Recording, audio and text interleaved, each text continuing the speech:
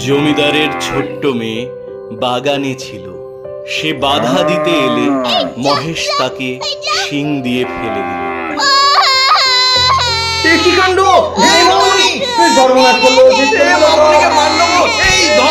সকলে যখন জমিদারের মেয়েকে নিয়ে ব্যস্ত, সেই সুযোগে মহেশ বাগান থেকে বেরিয়ে সোজা হেঁটে আবার নিজের বাড়িতে ফিরে এল। আজকের গল্প কথা সাহিত্যিক শরৎচন্দ্র চট্টোপাধ্যায়ের লেখা মহেশ। বিনোদনের আসর, গান, গল্প এবং কবিতা। এসআর মিউজিক শুরু হচ্ছে।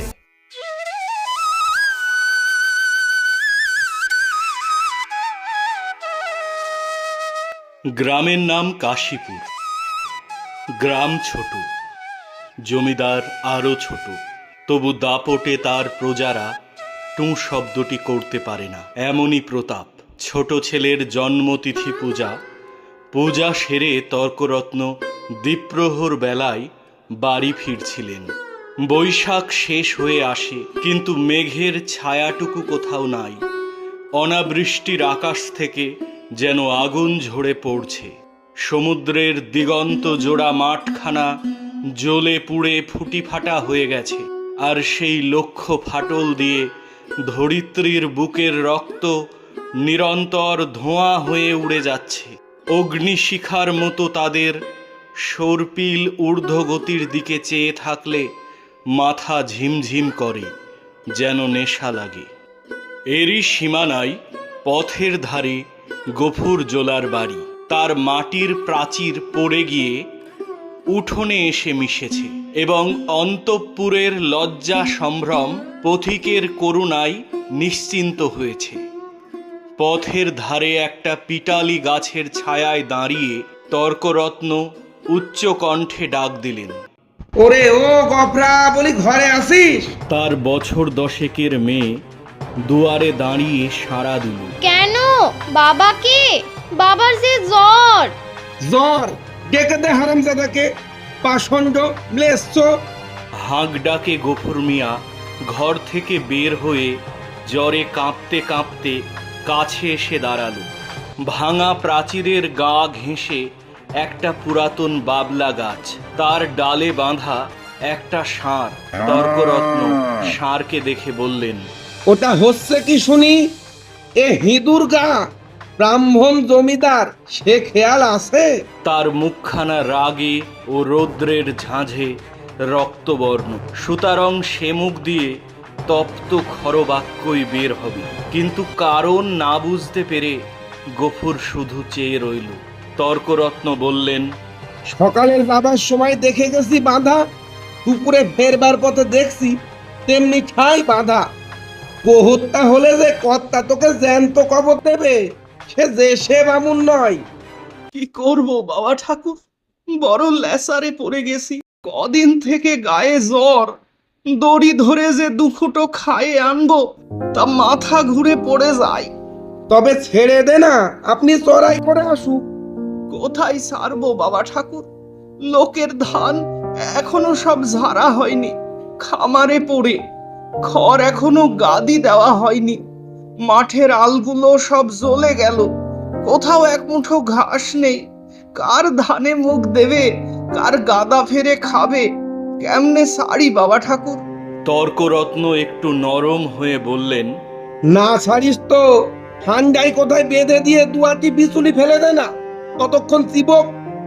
তোর মেয়ে ভাত রাঁধেনি, ফ্যানে জলে দে না এক গামলা খাক। গফুর জবাব দিল না। নিরুপায়ের মতো তর্করত্নের মুখের দিকে চেয়ে তার নিজের মুখ দিয়ে শুধু একটা দীর্ঘ নিঃশ্বাস বের হয়ে আসলো। তর্করত্ন বললেন, ও তাও নেই বুঝি? কি করলি খড়? ভাগে এবার যা পেলি সমস্ত বেচে পেটাই নমো। গরুটার জন্য এক আটি ফেলে রাখতে নেই, বেটা কষাই। এই নিষ্ঠুর অভিযোগে গফুরের যেন বাকরোধ হয়ে গেল। ক্ষণেক পরে ধীরে ধীরে গফুর বলতে লাগলো, আহন খানেক খড় এবার ভাগে পেয়েছিলাম, কিন্তু গেল সনের বকেয়া বলে কর্তা মশাই সব ধরে রাখলেন। কেঁদে কেটে হাতে পায়ে পড়ে বললাম, বাবু মশাই, হাকিম তুমি, তোমার রাজত্বি ছেড়ে আর পালাবো কোথায়? আমাকে 10 বিচুলিও না হয় দাও।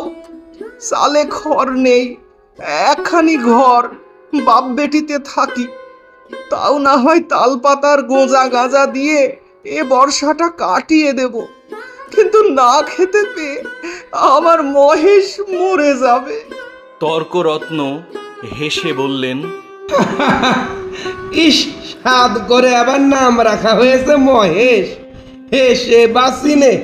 কিন্তু এ বিদ্রূপ গফুরের কানে গেল না। সে বলতে লাগলো, কিন্তু হাকিমের দয়া হলো না। মাস দুয়েক খোরাকের মতো ধান দুটি আমাদের দিলেন, কিন্তু বেবাক্ষর সরকার কাদা হয়ে গেল, ও আবার কুটোটি পেলে না। বলতে বলতে কণ্ঠস্বর তার অশ্রুভারে ভারী হয়ে উঠল। কিন্তু তর্করত্নের তাতে করুণার উদয় হলো না। তর্করত্ন বললেন, আচ্ছা মানুষ তো তুই, খেয়ে রেখেছিস, দিবি নে? জমিদার কি তোকে ঘর থেকে খাওয়াবে নাকি? তোরা তো রাম রাজত্বে বাস করিস, ছোট লোক কিনা, তাই তার নিন্দে করে মরিস। গফুর লজ্জিত হয়ে বলল, নিন্দে করব কেন বাবা ঠাকুর? নিন্দে তার আমরা করিনি, কিন্তু কোথা থেকে দিই বলো তো? বিঘে সারেক জমি ভাগে করি, কিন্তু উপরি উপরি 200 নজন্মা। মাঠের ধান মাঠে শুকিয়ে গেল, বাপ বেটিতে দুবেলা দুটো পেট ভরে খেতে পর্যন্ত পাইনি। ঘরের পানে চেয়ে দেখো, বৃষ্টি বাদলে মেয়েটাকে নিয়ে কোণে বসে রাত কাটাই, পা সরিয়ে শোবার ঠাঁই মেলে না। মহেশকে একটিবার তাকিয়ে দেখো, পাঁজরা গোনা যাচ্ছে। দাও না ঠাকুর মশাই, কাহন 2 ধার, গরুটাকে 2 দিন পেট ভরে খেতে দিই। বলতে বলতেই সে ধপ করে ব্রাহ্মণের পায়ের কাছে বসে পড়ল। তর্করত্ন তীরবৎ 2 পা পিছিয়ে গিয়ে বললেন, আমর শুয়ে ফেলবি নাকি? না বাবা ঠাকুর, ছোবো কেন? ছোবো না, কিন্তু দাও এবার আমাকে কাহন 2 খড়। তোমার 4-4টে গাঁদা সেদিন দেখে এসেছি, এ কটি দিলে তুই টেরও পাবে না। আমরা না খেয়ে মরি, খেতি নেই, কিন্তু ও আমার অবলা জীব, কথা বলতে পারে না, শুধু চেয়ে থাকে আর চোখ দিয়ে জল পড়ে। তর্করত্ন বললেন, ধান নিবি, সুদবি কি করে শুনি? গফুর আশান্বিত হয়ে তাড়াতাড়ি বলে উঠল, যেমন করে পারি শুধবো বাবা ঠাকুর, তোমাকে ফাঁকি দেব না। তর্করত্ন মুখে এক প্রকার শব্দ করে গফুরের ব্যাকুল কণ্ঠের অনুকরণ করে বললেন, ফাঁকি দেব না, যেমন করে পারি শুধবো। রসিক না গো, যা যা, সর, পথ ছাড়, ঘরে যাই, বেলা বয়ে গেল। এই বলে তিনি একটু মুচকি হেসে পা বাড়িয়ে হঠাৎ সভয়ে পিছিয়ে গিয়ে সক্রোধে বলে উঠলেন, আমর শিং নিয়ে তেড়ে আসে যে, গুতবে নাকি? গফুর উঠে দাঁড়ালো। ঠাকুরের হাতে ফলমূল ও ভেজা চালের পুঁটুলি ছিল, সেইটা দেখিয়ে বলল, গন্ধ পেয়েছে, এক মুঠো খেতে চাই। খেতে চাই তা বটে, যেমন চাষা তার তেমনি বলদ, খড় জোটে না, চাল কলা খাওয়া চাই। নে নে, পথ থেকে সরিয়ে বান, যে সিং কোন দিন দেখছি কাকে খুন করবে। এই বলে তর্করত্ন পাশ কাটিয়ে হন হন করে চলে গেলেন। গফুর সেদিক থেকে চোখ ফিরিয়ে ক্ষণকাল স্তব্ধ হয়ে মহেশের মুখের দিকে চেয়ে রইল। তার নিবিড় গভীর কালো চোখ দুটি বেদনা ও ক্ষুধায় ভরা। বলল, তোকে দিলে না এক মুঠো, ওদের অনেক আছে, তবু দেয় না, না দিগ্গে। তার গলা বুজে আসলো। তারপরে চোখ দিয়ে টপ টপ করে জল পড়তে লাগলো। কাছে এসে নীরবে ধীরে ধীরে তার গলায়, মাথায়, পিঠে হাত বুলিয়ে দিল। মহেশ, তুই আমার ছেলে, তুই আমার বাপ, তুই আমাদের 8 সন প্রীতি পালন করে বুড়ো হয়েছিস। তোকে আমি পেট পুড়ে খেতে দিতে পারিনি, কিন্তু তুই তো জানিস বাবা, তোকে আমি কত ভালোবাসি। মহেশ প্রত্যুত্তরে শুধু গলা বাড়িয়ে আরামে চোখ বুজে থাকলো। গফুরের চোখের জল গরুটার পিঠের ওপর রগড়িয়ে মুছে ফেলে গফুর অস্ফুটে বলতে লাগলো, জমিদার তোর মুখের খাবার কেড়ে নিলে, শ্মশানের ধারে গায়ে যেটুকু গোসরটুকু ছিল তাও পয়সার লোভে জমা বিলি করে দিল। এই দুর্বছরে তোকে কেমন করে বাঁচিয়ে রাখি বল? ছেড়ে দিলে তুই পরের গাদা ফেড়ে খাবি, মানুষের কলা গাছে মুখ দিবি। তোকে নিয়ে আমি কি করি? গায়ে আর তোর জোর নেই, দেশের কেউ তোকে চায় না। লোকে বলে তোকে গোহাটায় বেঁচে ফেলতে। কথাটা মনে মনে উচ্চারণ করেই আবার তার দু চোখ বয়ে টপ টপ করে জল পড়তে লাগলো। হাত দিয়ে মুছে ফেলে গফুর একবার এদিকে ওদিকে দেখলো।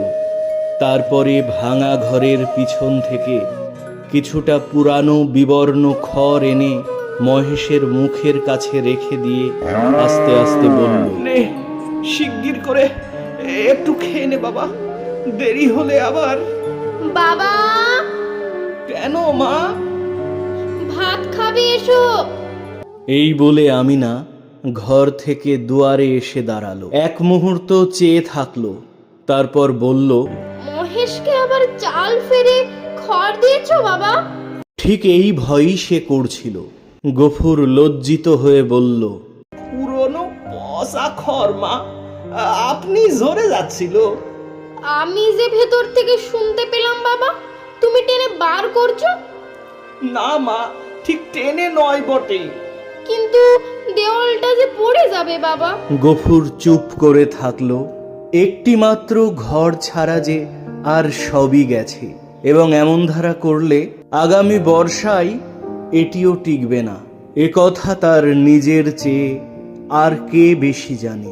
অথচ এ উপায়েই বা কটা দিন চলে। মেয়ে বলল, হাত ধুয়ে ভাত খাবে এসো বাবা, আমি বেড়ে দিয়েছি। গফুর বলল, ফ্যানটুকু দে তো মা, একেবারে খাইয়ে দিয়ে যাই। ফ্যান যে আজ নেই বাবা, হাড়িতেই মরে গেছে। নেই? গফুর নীরব হয়ে থাকলো। দুঃখের দিনে এটুকুও যে নষ্ট করা যায় না, এই 10 বছরের মেয়েটিও তা বুঝেছে। হাত ধুয়ে সে ঘরের মধ্যে গিয়ে দাঁড়ালো।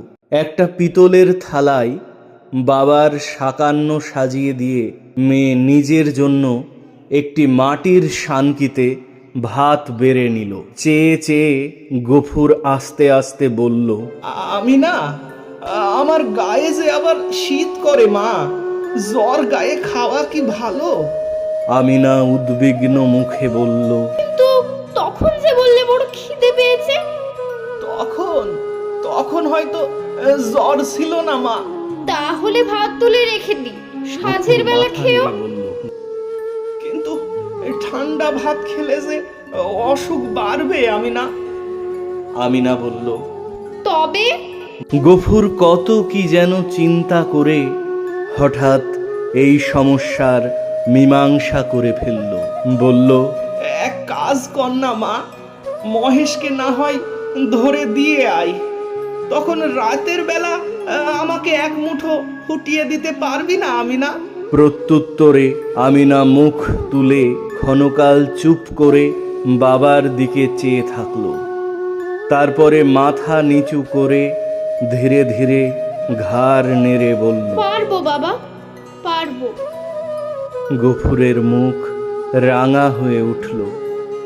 বাবা ও মেয়ের মাঝখানে এই যে একটুখানি ছলনার অভিনয় হয়ে গেল, তা এই দুটি প্রাণী ছাড়া আরও একজন মনে হয় অন্তরিক্ষে থেকে লক্ষ্য করলেন। 5-7 দিন পরে একদিন পীড়িত গফুর চিন্তিত মুখে দাওয়ায় বসেছিল।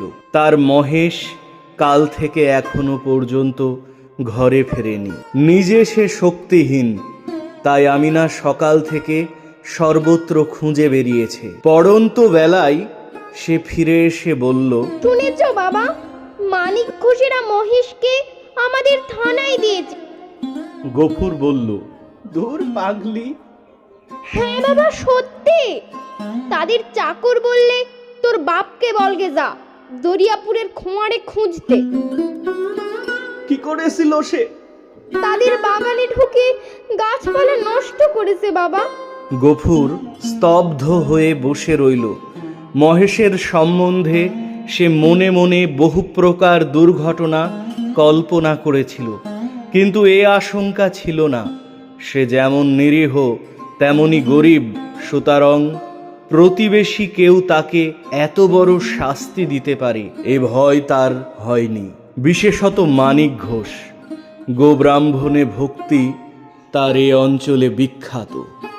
মেয়ে বলল, বেলা যে পড়ে এলো বাবা, মহেশকে আনতে যাবে না? গফুর বলল, না। কিন্তু তারা যে বললে 3 দিন হলেই পুলিশের লোক তাকে গোহাটায় বেঁচে ফেলবে। গফুর বলল, ফেলুক গে।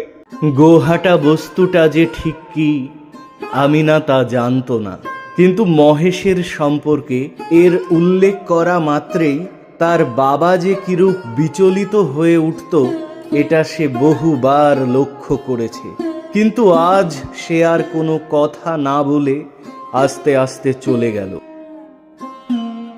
রাতের অন্ধকারে লুকিয়ে গফুর বংশীর দোকানে এসে বলল, খুড়ো, একটা টাকা দিতে হবে। এই বলে সে তার পিতলের থালাটি বসার মাচার নিচে রেখে দিল। এই বস্তুটির ওজন বংশীর সুপরিচিত। বছর 2 মধ্যে সে 5 এটাকে বন্ধক রেখে একটি করে টাকা দিয়েছে, অতএব আজও আপত্তি করল না। পরদিন সকালে গফুর দরিয়াপুর থানায় গিয়ে উপস্থিত হল। গ্রামের সীমান্তে অবস্থিত এই ছোট থানাটি। খোঁয়ারে মহেশকে বাঁধা দেখে তার চোখের জল ধরে রাখতে পারল না। মহেশ গফুরকে দেখে চেঁচিয়ে উঠল। গফুর চুপ করে রইল। তার বড় অভিমান হয়েছে। বিলম্ব না করে গফুর মেজবাবুর কাছে গিয়ে উপস্থিত হল। মেজবাবু বললেন, কিরে গফরা, তোর সাড়ে যে ঘোষবাবুর বাগান তছনছ করে ফেলেছে শালা, লক্ষ্য রাখতে পারিস না? দেবো শালা একসঙ্গে করে ঢুকে। হ্যাঁ, এসব আর সহ্য হচ্ছে না ভাইরি। বাবু, বাবু ক্ষমা করবেন বাবু, আমার মহেশের কোনো দোষ নেই বাবু। ওকে খেতে দিতে পারিনি বাবু, ওর কোনো দোষ নেই। বাড়িতে খাবার নেই, ঘাস নেই, 3 দিন ধরে আমারও জ্বর, ওর একটুও খাবার নেই বাবু। ও আমার ছেলে, সব দোষ আমার বাবু। সে তো বুঝতেই পারছি, আর একটু দেরি করলে শালা তোর সাথে গোহাটাই বেঁচে দিতুম। তখন কি করতি তুই? এসব ঝামেলার পোষায় না।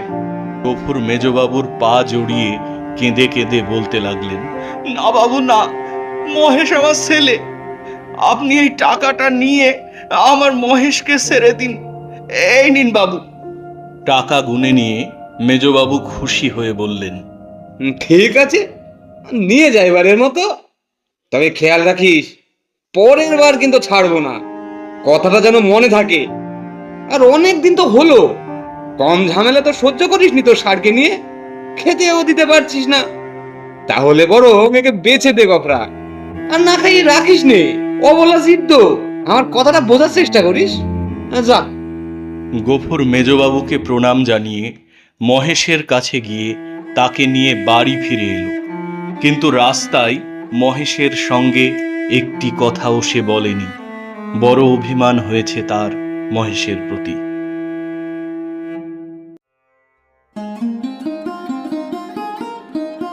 পরদিন যথাস্থানে আবার মহেশকে দেখা গেল। সেই বাবলাতলা, সেই দড়ি, সেই খুঁটা, সেই তৃণহীন শূন্য আধার, সেই ক্ষুধাতুর কালো চোখের সজল উৎসুক দৃষ্টি। একজন বুড়ো গোছের মুসলমান তাকে অত্যন্ত তীব্র দৃষ্টি দিয়ে পর্যবেক্ষণ করছিল। অদূরে একধারে দুই হাঁটু জড়ো করে গফুর মিয়া চুপ করে বসেছিল। পরীক্ষা শেষ করে বুড়ো চাদরের খুঁট থেকে একটা 10 টাকার নোট বের করে তার ভাঁজ খুলে বারবার মসৃণ করে নিয়ে তার কাছে গিয়ে বলল, আর ভাঙবো না, এই পুরোপুরি দিলাম, নাও। গফুর হাত বাড়িয়ে গ্রহণ করে তেমনি নিঃশব্দেই বসে রইল। যে দুজন লোক সঙ্গে এসেছিল তারা গরুর দড়ি খুলবার উদ্যোগ করতেই কিন্তু সে অকস্মাৎ সোজা উঠে দাঁড়িয়ে উদ্ধত কণ্ঠে বলে উঠল, দড়িতে হাত দিও না বলছি, খবরদার বলছি, ভালো হবে না। তারা চমকে গেল। বুড়ো আশ্চর্য হয়ে জিজ্ঞাসা করলো, এ কি, কেন? গফুর তেমনি রেগে জবাব দিল, কেন আবার কি? কেন আবার কি? আমার জিনিস আমি বেচবো না, আমার খুশি, তোমরা এখন যাও। এই বলে সে নোটখানা ছুঁড়ে ফেলে দিল। তারা বলল, কাল পথে আসতে বায়না নিয়ে এলে যে, এই নাও না তোমাদের বায়না ফিরিয়ে। এই বলে সে ট্যাগ থেকে 2 টাকা বের করে ঝনাত করে ফেলে দিল।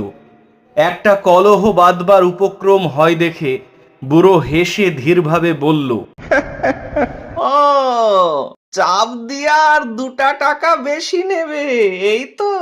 দাও হে, পানি খেতে ওর মেয়ের হাতে 2 টাকা দাও, কেমন? এই নে, কিন্তু এর বেশি কেউ একটা আদলা দেবে না, তা জানো? গফুর সজোরে মাথা নেড়ে বলল, না। বুড়ো বিরক্ত হয়ে বলল, না তো কি, চামড়াটাই যে দামে বিকবে, নইলে আর আসে কি?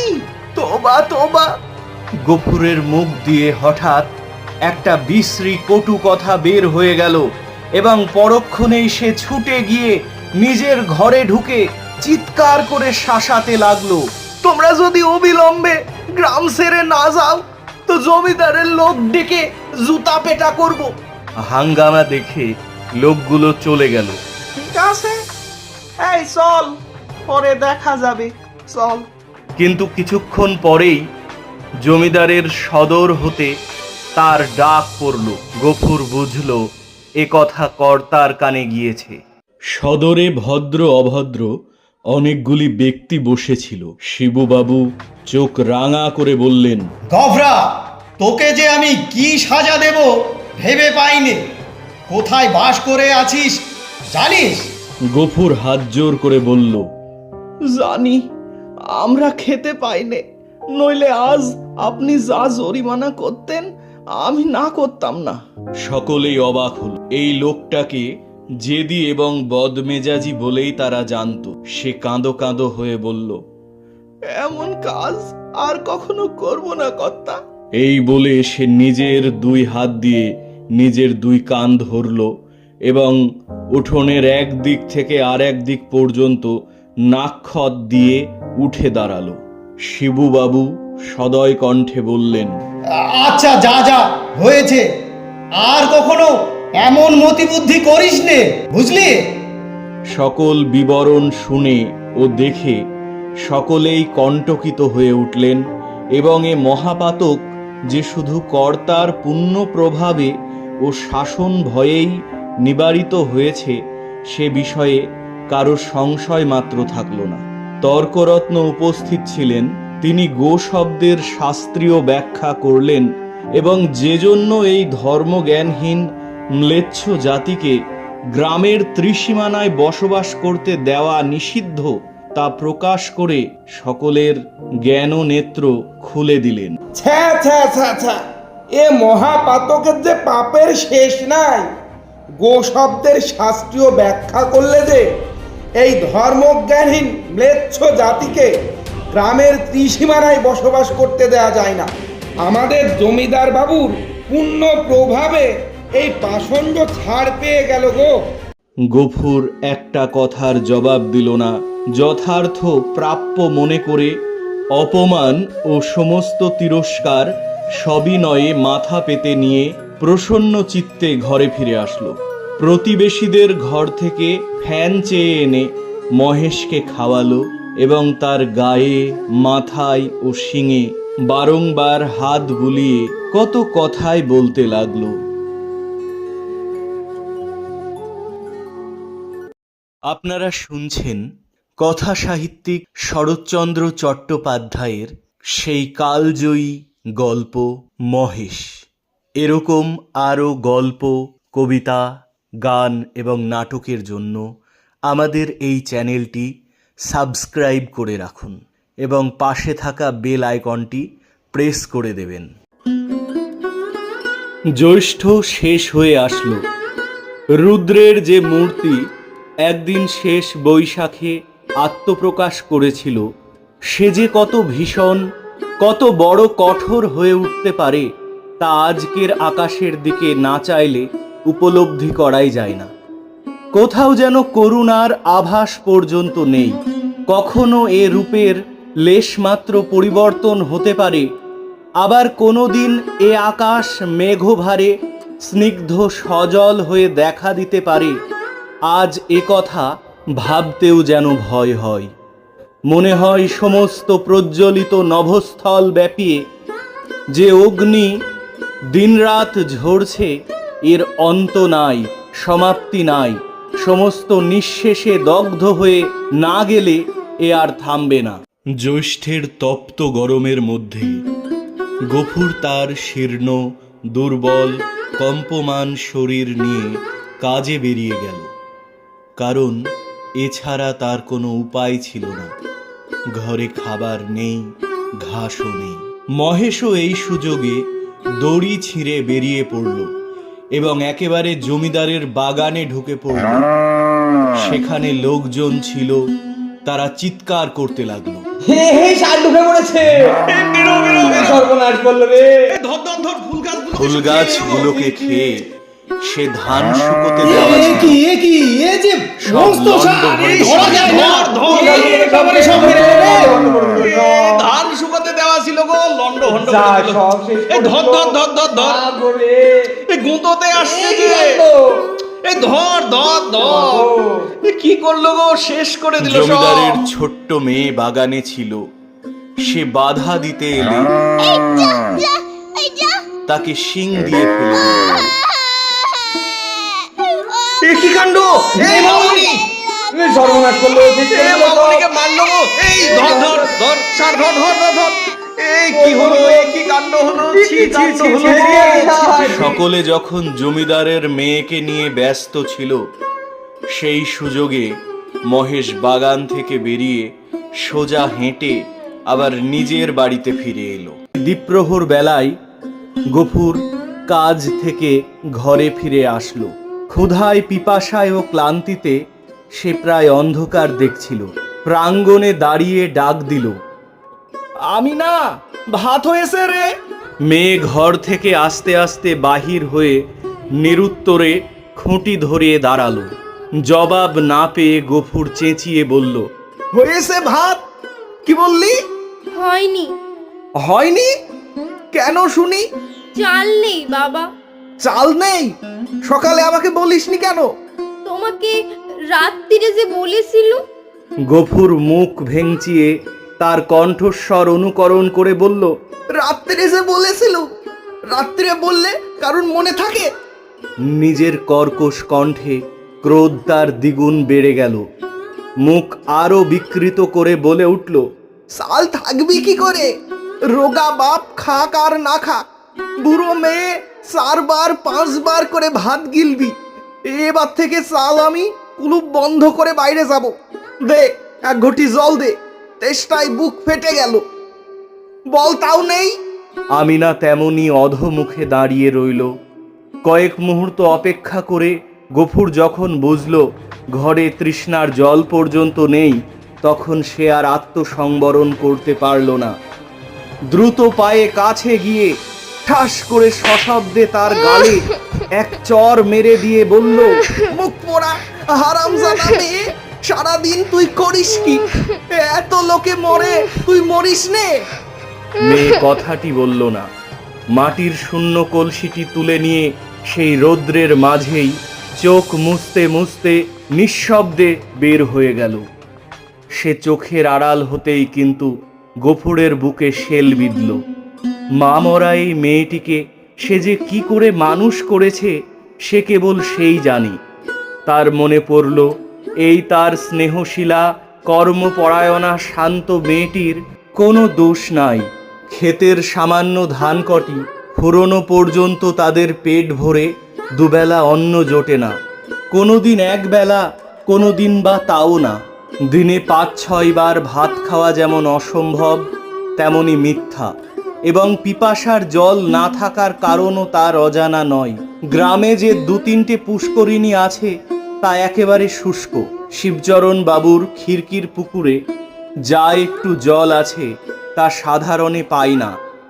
অন্যান্য জলাশয়ের মাঝখানে ২-১টা গর্ত খুঁড়ে যা কিছু জল সঞ্চিত হয় তাতে যেমন কাড়াকাড়ি তেমনি ভিড়। বিশেষত মুসলমান বলে এই ছোট মেয়েটা তো কাছেই ঘেঁষতে পারে না। ঘন্টার পর ঘন্টা দূরে দাঁড়িয়ে বহু অনুনয় বিনয়ে কেউ দয়া করে যদি তার পাত্রে ঢেলে দেয় সেটুকুই সে ঘরে আনে। আমাকে একটু জল দেবে? জল, আমাকে একটু জল দেবে? জল, জল দাও না, দাও না গো জল। এ সমস্তই গফুর জানে। হয়তো আজ জল ছিল না, কিংবা কাড়াকাড়ির মাঝখানে কেউ মেয়েকে তার কৃপা করবার অবসর পায়নি, এমনই কিছু একটা হয়ে থাকবে নিশ্চয় বুঝে তার নিজের চোখেও জল ভরে আসলো। এমন সময় জমিদারের পেয়াদা যমদূতের মতো এসে প্রাঙ্গণে দাঁড়ালো, চিৎকার করে ডাকলো, গবরা, এই গবরা, ঘরে আছিস? গফুর তিক্ত কণ্ঠে উত্তর দিল, আসি। কেন? বাবু মশাই ডাকতেন, আয়। আমার খাওয়া দাওয়া হয়নি, পরে যাব। এত বড় স্পর্ধা পেয়াদার সহ্য হলো না। সে কুৎসিত একটা সম্বোধন করে বলল, শালা, তো সাহস তো কম নয়। বাবুর হুকুম, তোকে জুতো মারতে মারতে টেনে নিয়ে যেতে বলেছে। গফুর দ্বিতীয়বার আত্মবিস্মৃত হয়ে সেও একটি দুর্বাক্য উচ্চারণ করে বলল, মহারানীর রাজত্বে কেউ কারো গোলাম নয়। আমি খাজনা দিয়ে বাস করি। আমি যাব না, তুই চলে যা। আমার যখন ইচ্ছা আমি তখন যাব, তুই যা। কিন্তু সংসারে অত ক্ষুদ্রের এত বড় দোহাই দেওয়া শুধু বিফল নয়, বিপদেরও কারণ। শালা ছোট না, মেচ্ছ দেমার দেখাচ্ছিস। এর ফল তুই পাবি গবরা, এর ফল তুই পাবি। এরপর কি ঘটল তা সকলেরই জানা। পেয়াদা ফিরে গিয়ে জমিদার মশাইয়ের কাছে সব জানিয়ে দিল। জমিদার বাবু ছোট লোকের এত বড় স্পর্ধা শুনে ক্রোধান্বিত হয়ে রক্তবর্ণ হয়ে উঠলেন। কোনো কথাই তিনি আর বললেন না। গফুরের চূড়ান্ত প্রতিফলের অপেক্ষায় রইলেন। উপস্থিত সকল ভদ্রলোকেরা গফুরকে কোন কোন প্রকার শাস্তি দেওয়া যেতে পারে এইসব নিয়ে আলোকপাত করতে লাগলেন। কিছুক্ষণ পর গফুর জমিদারের প্রাঙ্গণে সভার মাঝে এসে সভয়ে উপস্থিত হলেন। সকলে বলতে লাগলেন, বাবু, গবরা এসে বাবু।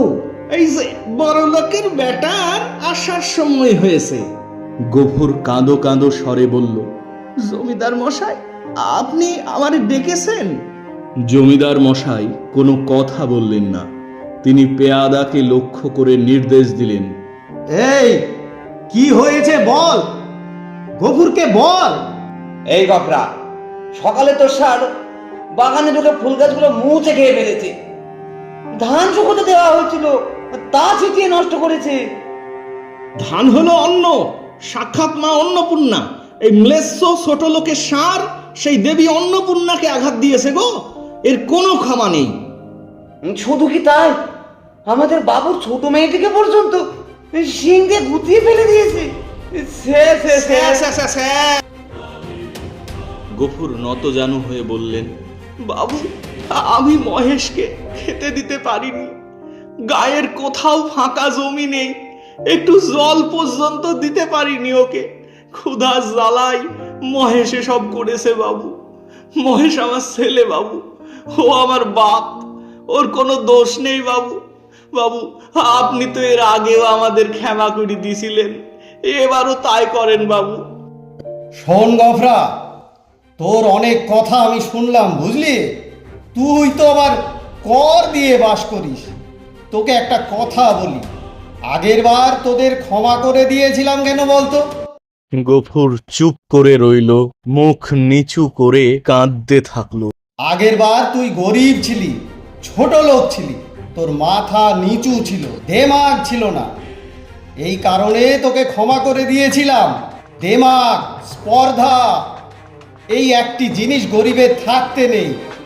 তুই খাজনা দিয়ে বাস করিস, তুই কারো গোলাম নোস। তোর এত দেমাগ, এত স্পর্ধা, তোর দেমাগের ভূত ছাড়াতে হবে। আর সেই জন্যে চাবুক মারা দরকার। তর্করত্ন, শাস্ত্রে কি বলে? বাবু, আপনি মহান, কি উদার চিন্তা আপনার। আপনার শাস্ত্রজ্ঞান সত্যি প্রশংসনীয়। পেয়াদা, শুরু করো। পেয়াদা গফুরের দেমাগ চূর্ণ করার কাজে বিলম্ব করল না, শুরু করে দিল নির্মম কষাঘাত। গফুর মুখ বুজে অনুভব করতে লাগলো প্রতিটি চাবুকের মর্মাঘাত।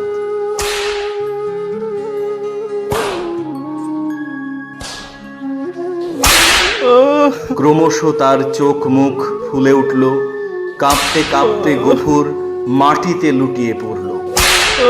জমিদার মশাইয়ের যখন মনে হলো গফুরের দেমাগের ভূত সম্পূর্ণভাবে মাথা থেকে নেমে গেছে, তখন তিনি চাবুক থামাতে নির্দেশ দিলেন। এই থাম, হয়েছে। ভগ্ন, দুর্বল, কম্পমান শরীরে গফুর ধীরে ধীরে উঠে দাঁড়িয়ে জমিদার মশাইকে প্রণাম জানিয়ে বাড়ির দিকে টলমল করে এগোতে লাগলো।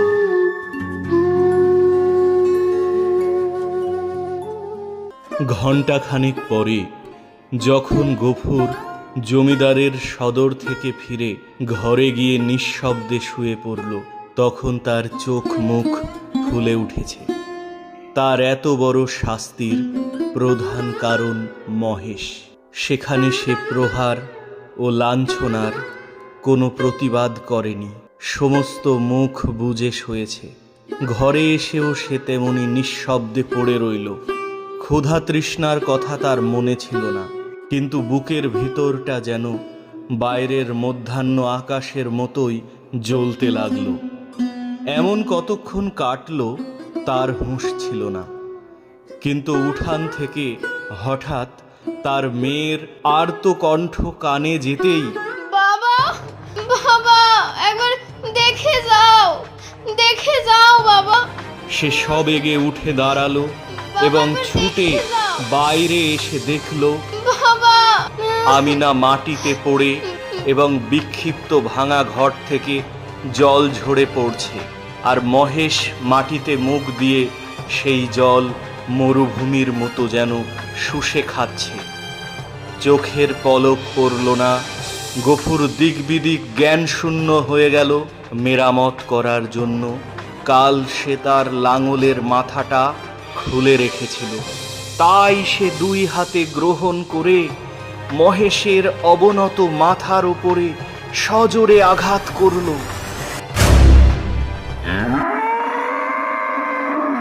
একটিবার মাত্র মহেশ মুখ তোলার চেষ্টা করল, তারপরেই তার অনাহার ক্লিষ্ট শীর্ণ দেহ মাটিতে লুটিয়ে পড়ল।